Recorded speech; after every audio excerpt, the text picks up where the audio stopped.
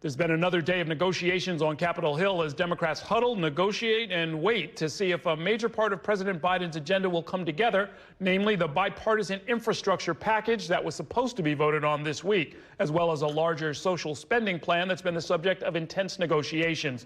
President Biden made a rare visit to the halls of Congress today to make the case in person. And while we're waiting for developments, New York's sizable and influential delegation is weighing in. You're going to hear from one of those members, Congressman Richie Torres of the Bronx, in a few minutes. But first, New York One's Washington reporter Kevin Frey joins me now from Capitol Hill with the very latest. Good evening, Kevin. A lot of moving parts here, Errol. Let's just put it that way. But at this moment, what we do know is that at this point, it's not looking like we'll see necessarily that infrastructure vote coming up today. That was, of course, what we were all waiting for. Now the question is exactly when will that all be playing out? President Biden was here on the Hill, as you mentioned. He was meeting behind closed doors with Democrats. Democrats have had extensive meetings behind closed doors throughout the course of the day. Afterwards, he came out and basically made the case that, look, we can slow down a little bit. We have to get all of our ducks in a row to make sure that we have the deal in place to get both of these two key pivotal bills across the finish line. You're going to ask me 1,000 different questions, and they're all legit. I'm telling you, we're going to get this done. It doesn't matter when. It doesn't matter whether it's in 6 minutes, 6 days, or 6 weeks. We're going to get it done. Of course, whether or not it'll take 6 weeks is purely speculation at this point. But to kind of recap what we're looking at here, there are two key bills, as you mentioned. One is the hard infrastructure bill, about $1.2 trillion, money for roads, bridges, broadband, and so forth. The other one, social spending. That one was talked about $3.5 trillion.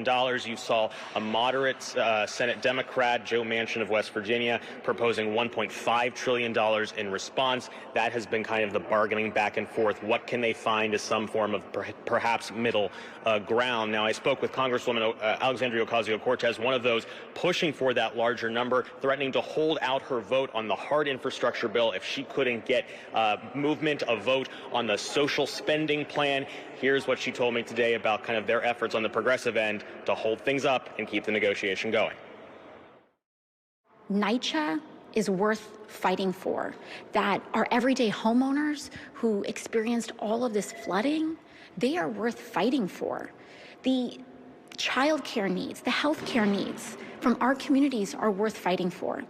I am happy to support a bipartisan bill, but I will not do it at the sacrifice and well-being of New Yorkers. And so there you see kind of that sense to slow it down. She also told me that, look, this date to try to get the hard infrastructure bill done was essentially arbitrary. We need to just keep working. Congresswoman Yvette Clarke, also, I had a chance to speak with her, and we talked about kind of the potential impact, why they need to focus on getting the social spending bill done. We want to get women back into the workforce who've had to drop out to make sure their children are being tended to, in school and everything else. And them getting back into the workforce is predicated on the child care.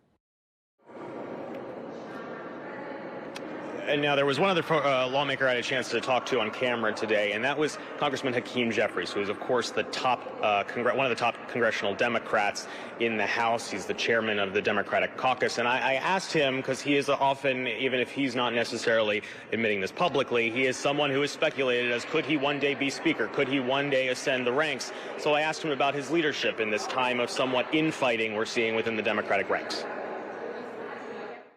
If this plane does not land when it comes to this 1.5 or 3.5 or whatever the package ends up looking like, what does that say about your ability to lead this caucus? Well, I think the plane is going to land, and it's all hands on deck. Failure is not an option.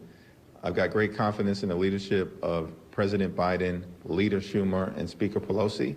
And I think together we understand that the American people gave Democrats an opportunity to govern in order to address the needs of working class families, middle class folks, those who aspire to be part of the middle class, young people, seniors, the poor, the sick, and the afflicted.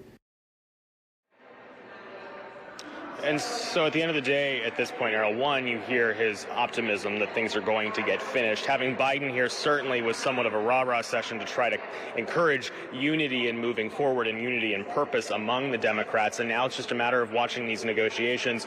Will both the progressive ends and the more moderate ends of this party be willing to come together on some figure and certain programs that they'd like to make sure get included? That's what to watch for now. So now, in the last day, Kevin, the Speaker of the House, Nancy Pelosi, Jim Clyburn, one of her top deputies, Hakeem Jeffries himself, all predicted that there would be a vote, only to have to move that deadline. How unusual is it for them to say we're definitely going to have a vote tonight, and then a little bit later say, you know what, it's probably not going to happen?